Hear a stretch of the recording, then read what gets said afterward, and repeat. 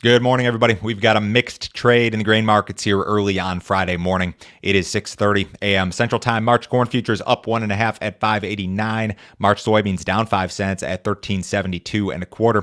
March Chicago wheat down 7 at 7.39 and 3/4. March Kansas City wheat is down 12.5 cents at 7.47 and a quarter.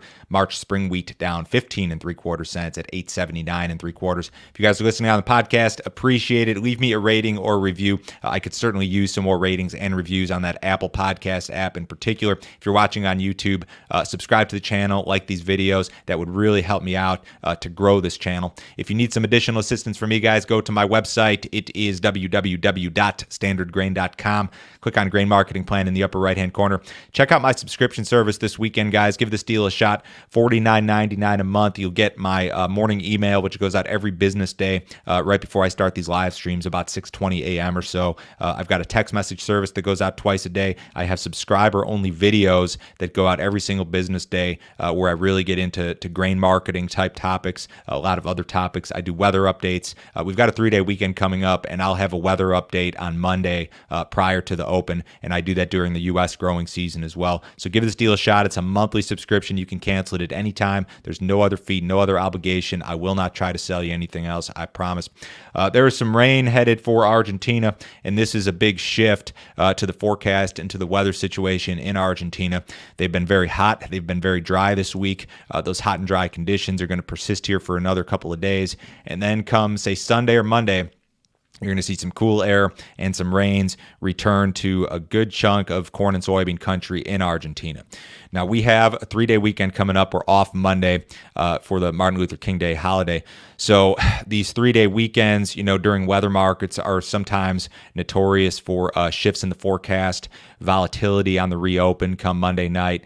So you could see that sort of thing. If you see a shift in the forecast and say this thing looks drier come Monday night, that would be very friendly to market. If this forecast is confirmed and the idea that we're moving toward a wetter and cooler forecast is confirmed, that would be perhaps bearish the market. So this is in my opinion, the biggest deal we've got going on in these markets. Short term, very short term, meaning like the next 2 or 3 trading sessions. This is certainly an issue.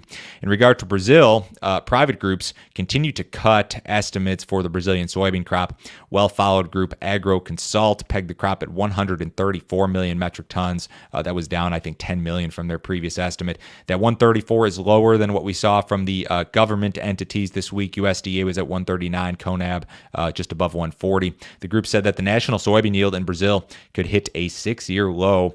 As with the other groups, they're essentially citing drought in the southern part of the country in particular as being a significant concern. There's also some issues regarding excessive moisture, some flooding in northern areas. So the crop estimates continue to fall. Keep in mind, guys, a lot of this has already been discounted into the marketplace. I mean, the soybean market's rallied, $2 from its lows that were posted in November. So we've discounted smaller crops to a significant degree here.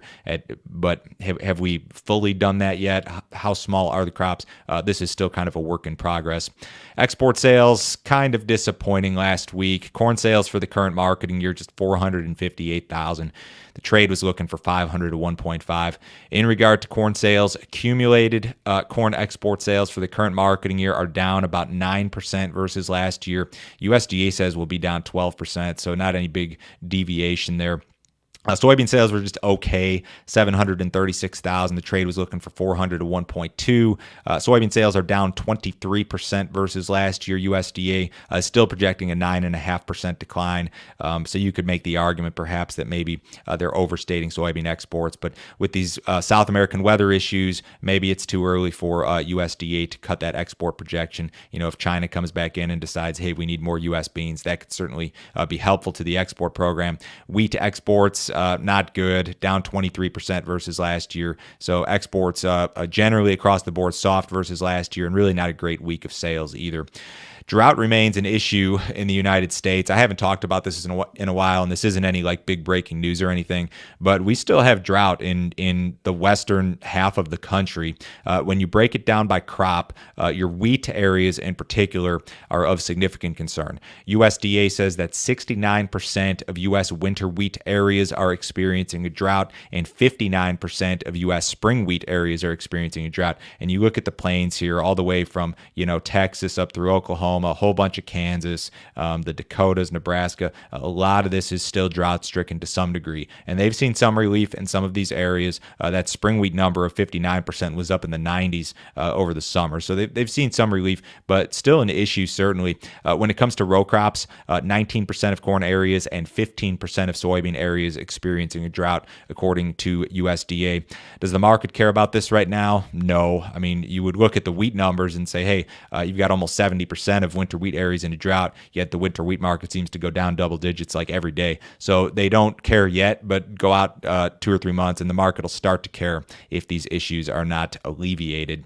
Inflation at the producer level continues to run near historic highs. The inflation rate on the producer side in 2021, we saw a 9.7% increase. That is the highest on record for any year. The PPI data set only dates back to 2010, so you don't have like the early 1980s type numbers involved in this data set. The producer price index, guys, it tracks the average change over time in selling prices received by domestic producers for their output. So this is like wholesale data. A lot of times you'll see this trickle down into the CPI numbers. CPI is only at 7%, but your PPI is at 9.7. So does inflation on the consumer side eventually hit a level like this? I suppose that's a possibility. We know, of course, that the Fed is planning on taking some steps to cool this inflation, which has been a very, very hot topic. It's about the biggest topic there is in regard to U.S. politics right now. It has overtaken COVID as being the biggest concern among voters based on polls that I've seen here recently. Cattle market finished higher yesterday. Nothing really exciting in cash cattle yet this week, 134 to 138. I think the bulk was 136 in the South. In the outside markets, the U.S. dollar is just a little bit higher. The S&P is down 11 points ahead of the cash open. The Dow Jones is down 75. The bond market is off. Precious metals off just a little bit. Crude oil is up 57 cents at 82.19. Have a great weekend, guys. We are off Monday. I will talk to you Tuesday morning.